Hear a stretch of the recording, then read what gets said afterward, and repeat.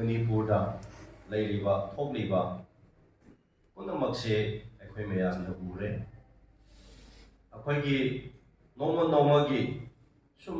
ꯆꯠꯊꯔꯛꯂꯤꯕ ꯑꯗꯨꯒ ꯍꯦꯟꯒꯠꯂꯛꯂꯤꯕ ꯊꯣꯛꯂꯛꯂꯤꯕ ꯑꯦꯛꯁꯤꯗꯦꯟ ꯃꯌꯥꯝ ꯑꯗꯨꯒ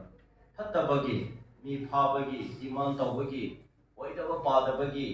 ꯁꯨꯝ ꯂꯨꯠꯄꯥꯠ ꯇꯧꯕꯒꯤ ꯃꯌꯥꯝꯁꯤꯁꯨ ꯑꯗꯨꯝ ꯌꯥꯎꯁꯜꯂꯛꯑꯦꯕ ꯍꯟꯗꯛꯀꯤ ꯄ꯭ꯔꯤꯚꯦꯂꯤꯡ ꯁꯤꯆꯨꯋꯦꯁꯟꯁꯤ ꯂꯥꯟ ꯃꯅꯨꯡꯁꯤꯗ ꯃꯁꯤ ꯑꯩꯈꯣꯏꯅ ꯃꯨꯟꯅ ꯈꯟꯕ ꯀꯥꯟꯗ ꯑꯐꯕ ꯑꯣꯏꯕ꯭ꯔꯥ ꯍꯥꯏꯕ ꯀꯥꯟꯗ ꯃꯁꯤ ꯑꯐꯕ ꯀꯔꯤꯃꯠꯇ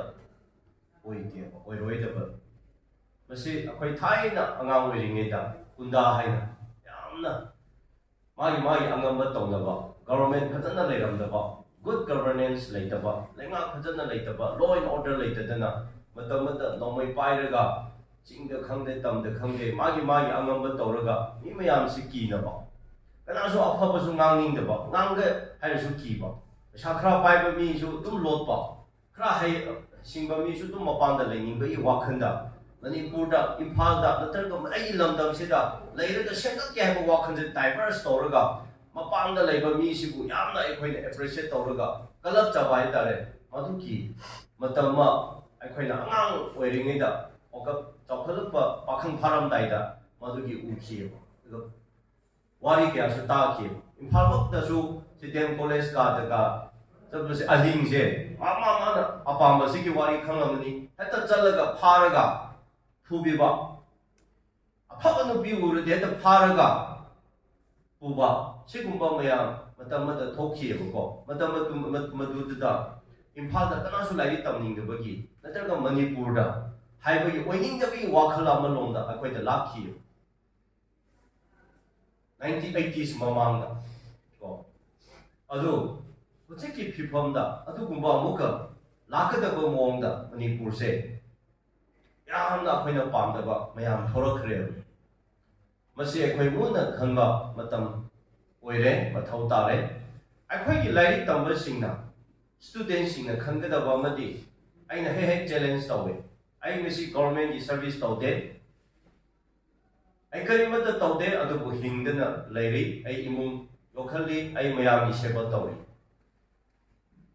ꯑꯩꯈꯣꯏꯅ ꯂꯥꯏꯔꯤꯛ ꯇꯝꯕ ꯀꯥꯟꯗ ꯂꯥꯏꯔꯤꯛ ꯍꯩꯔꯒ ꯑꯩ ꯃꯤ ꯑꯃ ꯑꯣꯏꯒꯦ ꯑꯩ ꯁꯦꯜꯐ ꯁꯁꯇꯦꯅꯦꯕꯜ ꯑꯣꯏꯒꯦ ꯁꯦꯜꯐ ꯔꯤꯂꯥꯌꯟꯁ ꯑꯣꯏꯒꯦ ꯑꯩ ꯏꯊꯟꯗ ꯍꯤꯡꯕ ꯉꯝꯒꯦ ꯀꯔꯤꯒꯨꯝꯕ ꯑꯃ ꯇꯧꯊꯣꯛꯀꯦ ꯍꯥꯏꯕꯒꯤ ꯉꯁꯤꯒꯤ ꯑꯩꯈꯣꯏꯒꯤ ꯁ꯭ꯇꯨꯗꯦꯟꯠꯁꯤꯡꯅ ꯇꯨꯡꯒꯤ ꯌꯨꯕꯤꯔꯦ ꯑꯣꯏꯒꯗꯕ ꯉꯁꯤꯒꯤ ꯑꯩꯈꯣꯏꯒꯤ ꯁꯥꯇ꯭ꯔꯤ ꯁꯥꯇ꯭ꯔꯁꯤꯡꯅ ꯃꯁꯤꯒꯤ ꯋꯥꯈꯜꯁꯤꯗ ꯊꯕꯛ ꯇꯧꯍꯟꯅꯤꯡꯉꯦ ꯂꯥꯏꯔꯤꯛ ꯇꯝꯍꯟꯅꯤꯡꯉꯦꯕ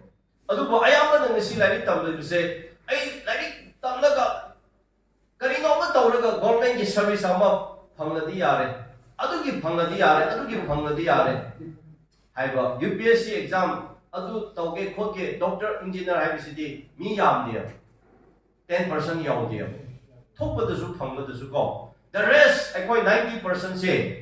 ꯁꯨꯝ ꯂꯥꯏꯔꯤꯛ ꯈꯔ ꯇꯝꯂꯒ ꯁꯔꯇꯤꯐꯤꯀꯦꯠ ꯄꯥꯏꯔꯒ ꯑꯩ ꯖꯣꯕ ꯑꯃ ꯇꯥꯟꯅꯔꯗꯤ ꯂꯣꯏꯔꯦ ꯑꯗꯨꯅ ꯌꯦꯡꯉꯣ ꯉꯁꯤ ꯃꯅꯤꯄꯨꯔꯗ ꯀꯔꯤꯒꯨꯝꯕ ꯖꯣꯕ ꯑꯃ ꯊꯣꯛꯈ꯭ꯔꯦ इवन IRBꯒꯤ ꯈꯪꯗꯦ ꯄꯨꯂꯤꯁꯀꯤ ꯈꯪꯗꯦ ꯑꯦꯅꯤ ꯗꯤꯄꯥꯔꯠꯃꯦꯟꯠꯀꯤ ꯊꯣꯛꯈ꯭ꯔꯦ ꯀꯥꯟꯗ ꯃꯤ 10,000 ꯃꯊꯛꯇ ꯑꯦꯄ꯭ꯂꯥꯏ ꯇꯧꯔꯒ ꯑꯗꯨꯝ ꯂꯩꯒꯅꯦꯕ ꯔꯤꯀ꯭ꯔꯨꯠ ꯇꯧꯒꯗꯕꯗꯤ 50, 60, 100 ꯈꯛꯇꯅꯦꯕ ꯑꯩꯈꯣꯏꯒꯤ ꯀꯟꯁꯦꯟꯁꯇ ꯍꯥꯏꯕ ꯇꯥꯔꯦꯅꯦ ꯏꯟꯇꯦꯟꯁꯟꯗ ꯌꯥꯝꯅ ꯐꯖꯗꯕ ꯑꯃ ꯌꯥꯎꯔꯤꯑꯕ ꯂꯥꯏꯔꯤꯛ ꯇꯝꯕ ꯍꯥꯏꯕꯁꯤ ꯂꯥꯏꯔꯤꯛ ꯍꯩꯕ ꯍꯥꯏꯁꯤꯗꯤ ꯑꯩꯒꯤ ꯍ꯭ꯌꯨꯃꯦꯟ ꯕꯤꯡꯁ ꯑꯩꯒꯤ ꯂꯥꯏꯐ ꯑꯩꯒꯤ ꯃꯁꯥꯅ ꯍꯦꯜꯊꯤ ꯑꯣꯏꯔꯒ ꯅꯠꯇ꯭ꯔꯒ ꯑꯩ ꯃꯇꯤꯛ ꯆꯥꯕ ꯑꯃ ꯃꯤ ꯑꯣꯏꯔꯒ ꯀꯣ ꯁꯣꯁꯤꯌꯦꯜꯗ ꯁꯃꯥꯖ ꯑꯁꯤꯗ ꯑꯩ ꯁꯦꯕꯥ ꯇꯧꯕ ꯑꯩ ꯍꯤꯡꯖꯕ ꯍꯣꯠꯅꯕ ꯍꯥꯏꯕꯒꯤ ꯑꯩꯈꯣꯏꯗ ꯗꯤꯗꯤꯀꯦꯠ ꯇꯧꯕ ꯑꯃ ꯋꯥꯈꯜꯗ ꯑꯩꯈꯣꯏꯗ ꯂꯩꯇ꯭ꯔꯤꯌꯦꯕ ꯑꯗꯨꯅ ꯑꯌꯥꯝꯕ ꯉꯁꯤ ꯑꯩꯈꯣꯏꯅ ꯁꯣꯏꯔꯤꯕꯁꯦ ꯑꯩꯈꯣꯏꯒꯤ ꯄꯥꯟꯗꯝ ꯌꯧꯕ ꯉꯝꯗꯕꯁꯦ ꯂꯥꯏꯔꯤꯛꯁꯤ ꯇꯝꯂꯒ ꯂꯥꯏꯔꯤꯛ ꯍꯩꯔꯒ ꯑꯩ ꯑꯗꯨꯒꯤ ꯁꯔꯚꯤꯁ ꯇꯧꯔ ꯂꯣꯏꯔꯦ ꯍꯥꯏꯗꯅ ꯁꯔꯚꯤꯁꯇꯨ ꯈꯛꯇ ꯑꯩꯈꯣꯏꯁꯦ ꯐꯣꯀꯁ ꯇꯧꯈ꯭ꯔꯦꯕ ꯁꯔꯚꯤꯁ ꯍꯥꯏꯁꯦ ꯅꯍꯥꯛꯅ ꯀ꯭ꯔꯤꯌꯦꯠ ꯇꯧꯒꯗꯕꯅꯦꯕ ꯑꯗꯨ ꯑꯣꯏꯔꯗꯤ ꯒꯣꯔꯃꯦꯟꯠꯀꯤ ꯖꯣꯕ ꯊꯣꯔꯛꯇꯕ ꯀꯥꯟꯗꯗꯤ ꯑꯩꯈꯣꯏ ꯀꯔꯤ ꯇꯧꯒꯅꯤ ꯉꯁꯤ ꯃꯅꯤꯄꯨꯔꯗ ꯑꯩꯈꯣꯏ ꯏꯀꯣꯅꯣꯃꯤꯛ ꯁꯦꯟꯊꯨꯝ ꯂꯝꯊꯨꯝ ꯐꯖꯗꯕꯒꯤ ꯒꯨꯗ ꯒꯚꯔꯅꯦꯟꯁ ꯂꯩꯇꯕꯒꯤ ꯃꯔꯝꯅ ꯑꯩꯈꯣꯏꯗꯤ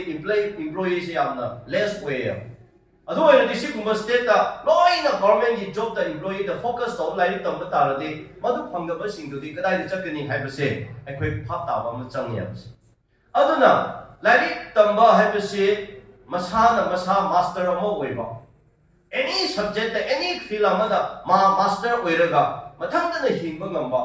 prajabu ko great oiraga creative idea aduga motivate toba adugumbagi role over ngamba mi aduda aikhoina master like haiba haido aduda kawbane adugi wakhalomda aikoi khara chathaba targa phai aduna ngasai tawpham khangdarabnena government ki job service tawba singna tawre tawdaba singna ngasi kadai da chale lambi se kadai da chatpra hairaga oidaba padaba da mayam chatpa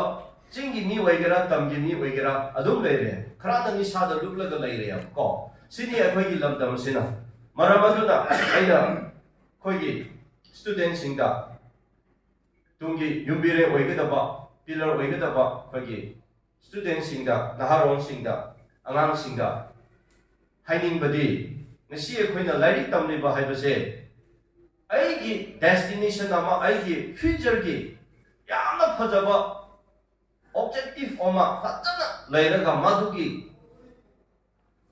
panthum haiba tare yawningai honabaduda akhoi maduda honaraga mi mama oiningai honasi nana madu oiba matamda nahak state ki damakta contribute tawkhrabani nana madu oiba ngamba kanda adumai loina tawba ngamba kanda manipur da khoi society da afaba lakani peace and tranquility lakani akhoi mi amaga akhoi nungsinaba mateng panaba gisu aduda henkalakani haibase akhoi na lairi tamlakpa kanda kaya why akhoi yam why ba aigi khunda school leite class 6 over lerami class 6 tu tamlabanena aduda leitarabane galai da chaluni se akhoi ching de ko hospital sun adu matam da gari sun chatpan nate bus ka service ka sa akhoi di leite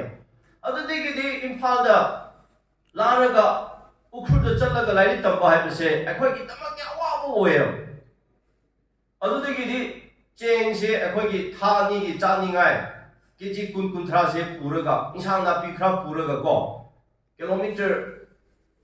akhoi pung ani makhai se khongna chatpane khongna chalaga amui phad la kanda mi gi yum phara da leibane kaya da waramani yengbiyo ko yum phara se amu pi ngamna ba matam lai thai koi ba kanda lai pa ka dara college ka dara ko tension se somna yum phara pi ba ngamna ba gi tension ama dum lai imai pa hairaga mu wa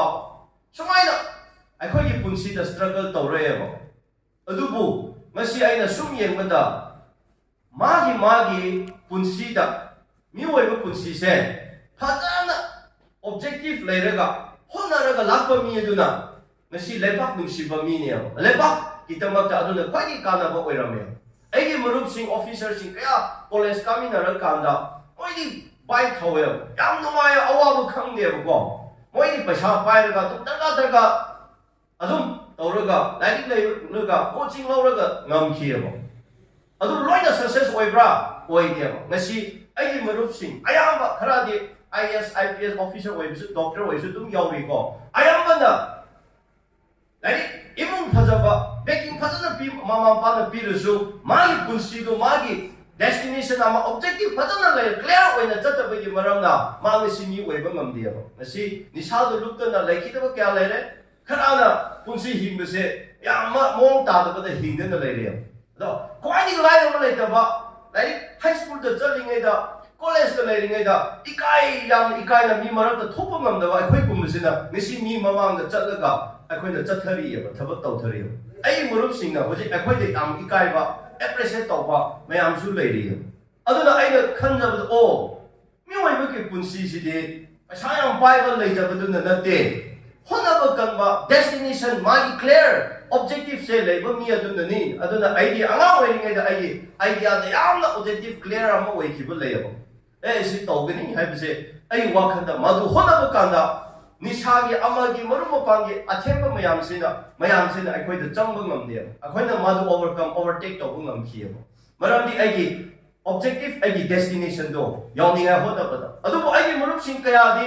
madu objective to clear oidaba male marakta athemba da kaya taraga tu kiba leiyabse aduna ngasai khoina college karing ngai paisa pai de pai thor ga chat ma yam se mesi gi ai khoi bu una ba ngam di ni maram di ai khoi na hingba punsi ga moi hingba punsi je yamna thatu nem na wang na chat khre yam se ai na yam khang je hai ja ban na ta madu ai na mesi thamja ning ga di mi oi ba gi mesi akhoi gi tung gi yum biren pillar wai ga da ba sing no tar da le mesi kari no hai ra ga imai pa na paisa maram kai na pi ai college phajaba university afabada ai tamne ai paisa pai jare ai imai pa de tu oi re boss to ra len ba lei ba tu na ta ba ai atu oi kai no oi ba na ta ba ai gi punsi da ai si oi da ba tau da ba ya de hai ba lom da nang gi wakhan do clear oi na chap do adu ai khoi marup yam na oi hai ba se ai na hai ningi madu na ai khoi gi mayam gi seba to ba da su tung gi ju afaba ai khoi gi wakhan lo khan ba ngam gani ideology da magi intention da philosophy da punamak da maduna akhoi afaba ngangani haibase aina ai thamoi da thajaba sengna lei aduna ngasi manipur da thokliba mayam se haining dere achumba kaya afaba kaya hairagasu haida bukum lauda bukum na yekna buk yekti bukum na akhoi constructive da loba haida dana adum Mohammad चटपा यामना होजेकी फिफम से याम दुरखरे करी थोकदरा हाइबसे खलगा नुंगांग न तुंबा यादब मतम लई मरमदि अखोय थोबक तौनिंगबा कया मणिपुर से शंकनिंगबा अखोय future की तमकता अखोयना चई कया स्ट्रगल तो होनरबिबा मदुगी मतम दु यौद्रिनेना मणिपुर इमा लेबाक से अमुतंग समाय फजना सेंगे हाइबगी वखलोमदा ड्रीम तौर लाकबा मियामा ओइबनेना मसिगी मरकता ओइरक्त्रिनेदा अखोयना मदुगी फिफम अदो यौरक्त्रिनेदा मरक्सिदा करामदगी चंगलपनो सपु अमा चावना लातना कदाइदिगिनो तौरक्तना ngasi मणिपुर की फिफम यामना अपसाइड डाउन तौबिखिबसिदा मयामना फापता दबगा अखोय की वाखनदा तुम्बा चाबा यादब मतम अखोय थेना दब नते अइना लोसनबदा हाइजनिंगबदि अखोय द सेंग लेपा नुंसिबा मसिगी थीम द फजना हाय होजिक मणिपुर काइद्रि मणिपुर काइद्रि काइ खरबनते अदु हेरदि अखोयना करी थबक तौफम थोपरा करी मथौ तौगदरा हाइबसे अखोयना खंगदबनि अदु बुलाइबक थिबदि मसिगी मिवै सिंसिना पुलाउ द लौरगा लेपांग नुसिबा सारगा मसिगी मथौ खंगदबक बयाम यौसले मदुना नुसिबा सारगा मरम ओइरगा नुसिदबकी लंबी द तौरगा मदुना अखोय कांखों चाइगदबगी फिफम द लाखरे याम लुरे चिंगी वगैरह माइनॉरिटी वगैरह मैते पांगल वगैरह नागा वगैरह मैते वगैरह अफाबा अचुंबा लेपाकी तमकता लेपलगा नांगबमी तौबमी नांगबमी अदुदा मयामना हौकत्पिरगा लेपाक सेमनगदबने आइगी हाइबगी वखललोमदा अयामदा थबक तौबगी तमकता मसी अखोय पुनबा ngamdadana adum chathadana laire मसे लाइबक यामना थी मसे चेकसिनबा फै आइगी नंगी मागी लोइना अखोय थादोक्सी ngasi prevailing situation da aina yamna observe toy अखोयना सु kan ngang chali hoji ai su jura chambu chatpa yade ayon da su threat mayam lei haili ba kalup singsina ai mami paloi adubu yam laiba thibadi aina haining badi अखोयना कया मरुम higher सु लौर सु ताबी the कालुप सु दुम लei मसी सु लाइबा थीबनी अदुना माइनॉरिटी हाइबगी ऑल पृथ्वीदा मेजॉरिटी हाइबो माइनॉरिटी हाइबसे दुम लैबनी अखोय अपुनबगी सत्तमदा वाखलमदा तौबतारदि माइनॉरिटी वगैरह अमा वगैरह अफबा अचुबो वाखलम अदुगी तम ngang चतप मी अदुबदि मदुदी नागाना हाइबनी मैके पांगलना हाइबनी हाइना अखोय लाइना लौरोइदबनी अचुबो फबदुदी लौसलग लेपाकी तमकता सिजिनगदबनी ngasi थोकलिबा मणिपुर सिदा अखोय इंडिजिनस पीपल फोरम मणिपुर ना हे इरांग थोपदगी एडवाइजर मैते पांगल सु मैते सु नागा सु मी अनि नि लौरगा एडवाइजर थमग्रसे थम्बियो हाइबसे तगलपनी ngasi फावबदा लेंगागना मदु थाउ सादे ना ओंग द चंगदि अदु कमायना अखोय स्ट्रेटेजी सेमगनी असोंददि कोलाउ द लौ अनि सुबदा मुकरि तौरे लेंगागना अथुबदा जाति लेरिबा पुनमक excluding cookie जो मोदी सिद लेटर मोय नतब अतोप कामुक मयम से मीटिंग अमा काउबिरो अखोय मणिपुर की तमक नैना से हाइबसे हुजिक आइगी मेमोरेंडम लोइना रिसेप्ट चलग लै ngasi phobada pangthok pide ahum subada akhoi manipur saktam kai se ha ba ta radi phajana manipur gi nungsi chana leiba ya ningai gi tung koina semba ya ba gi peace committee ama akhoi sense hai ba se akhoi da propose tawe handa kamuka Burma de lang mayam thorak ba de ai Kamjong district border sida refugee mayam changla ga lai re hujik thalle thousands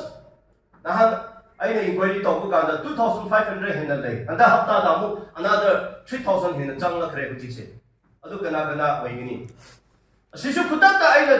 chief minister da letter head da je ire sumaina Kamjong gi border district sida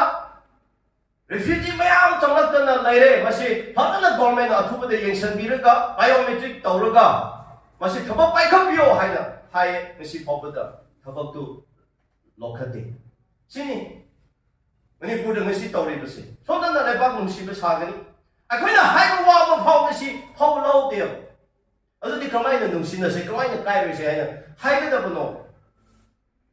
minority singi wakhal du le aina hai ni se sawboi wa na de nungsi ba kini ani subada akhoina phaba idea kya tv de contribute to khreba aina hai ri se adu sida tapak da organization ma min paning de thok le ba mayam sida akhoina ngam ma sikri no hai ba no mo nei na khrabro ne ai ma ni na ga ne ma ni ching gi mi ne hai bi gi lo da bo ara ai aphaba hai ba su lo roi dra hai ba ai na ga sing de su chai mai te adu da hai nu mai te oi ke oi ra ama oi ra mai te na aphaba akhoi gi tamak ta manipur gi tamak ta idea bu thok ba ta ra de ma du akhoi lo ro da chak ta bani ma du da chami na da bani ma du lo nei na ga da bani aphaba idea ko bi putar su mai te ne ha bi ni mai te pang na hai bani akhoi hun thok da ro deny to adu ya adu di mi oi ba hin ba pun si da ya ro mai si mai te sing su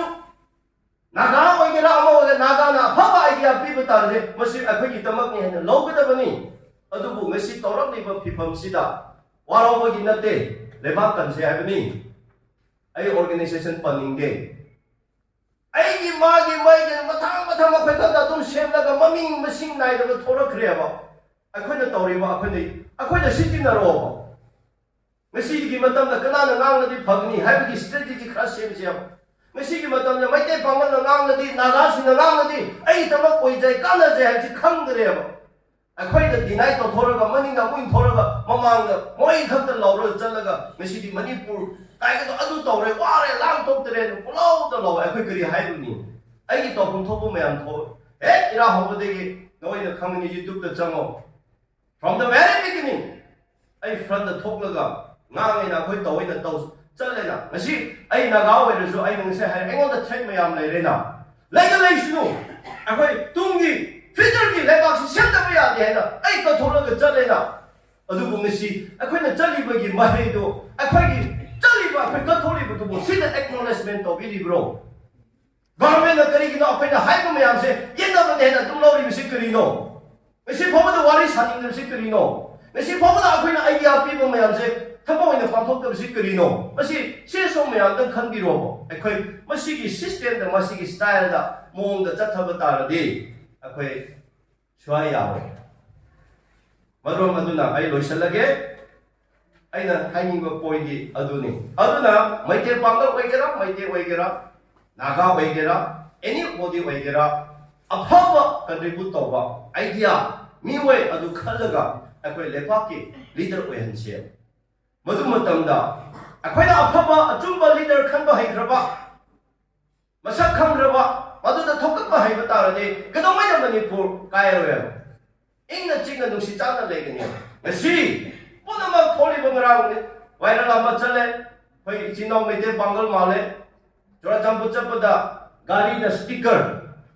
salai gi flag macha sticker napu phobuda chap ya ro to ikai ro ai tum ya dre ya sing male ba tu pu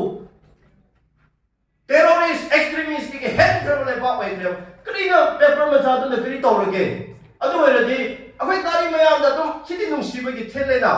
ai so ai gi gari de indigenous people forum gi ai gi kai no the na adu thek ba gi tamam chang ba ya re hai da dra ba ta ra di ta ti akhoi si bu lengak le ri bro akhoi si bu leader le ri bro akhoi gi wa cha wa ro ngang ba leader mayam du bu madu khang de bro kadai da le ri ge si tum ba ya ri Chabia, bro. Simuleba Kai, bro. I see my day, Machamana. My day told him, Manipurki government, Niamana, Trajabu, Tapia, the Hadis, Tapam, the Hadis, Tata, Suripoda, I call you Nina Masibu. To me, the ACD, ID, a poverty way, and the low way. A strategy, what but the guinea? Mean among the hyper, what other beginning, among the hyper lotion at the beginning, Punson of the beginning. Mushroom Kunda, higher organization, and the problem. Gold the German of the Punsaloni.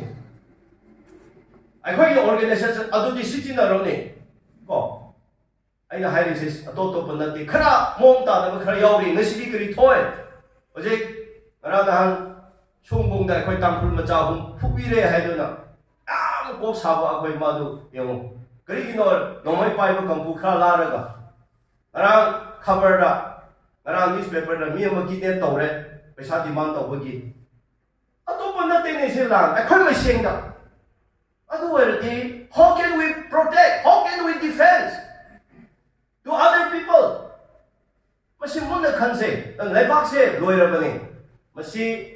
high the taban no I right do. Masi apop equipment population 28 lakhs labor sibu 22,327 square kilometer labor. Matlay pa masi do bo. Atum mga ba asing mga ba. Jompo pa mi ampun na later bro ne. Lagi ni su yang na high grab mi way ka leader ka dai da chakha ge ne. Ikaya pas. Ado the leader apaba mi way da di. Apaba khatba hai da di. Lepak se adum lang da na legini. Ado na ina satra da hiding ko di. Apaba mi amo way ni nga hona wo. Apaba leader amo way ni nga hona bai se hayeng nang chawra paisa pai na way ga dam na te. Apaba mi hai da di. Horok pa degi nang schooling degi angang primary level degi. Nang na apaba torok pa mi adun apaba way bani ko. Nasi kha paisa pai hura chichi da no potao tawraga ha. Nasi ai minister were mantri were MLA were paisa khra pai da mi do apaba mi were leader were happy aroi. Asi da ning se ko ni soi ba se. Magi background do yengo. Do na sa ai na example pi do. Ai di lai tamlap pa da lai ba lai ta ba mi ne na yam na wa na ka re. Nasi pa ba da kwa ma cha de. Ta la ba akhoi da chang de. Yu ni sa thak de. Juru piri thak de. Imana lupa mga tara happy bedo pata na checks na pairan laga imong maintenance store ga ay na hota jaraga ay ngamba nung dang na ay thabak tonga na lay nung thing na ay tonga na lay so ay tawra farm tawraga kasi ay farm khara tawraga lapoi yolaga mayam na seba tawraga sige level de yori bini sino ay tro mina dia khoi han thala loro mo yai but I want to challenge them ay khoi na tawri thaba moi taw ngam de kasi ay farm chang na lay kasi ay kanang ni paisa ni de akwai indigenous people na paisa khai su guru uroi ai na kaya masi mafam preventing situation da kadai da chalaga wa mayam ngang khre thabak mayam taw khre ko akwai kanawa ni sikini de because of that my labor and the dignity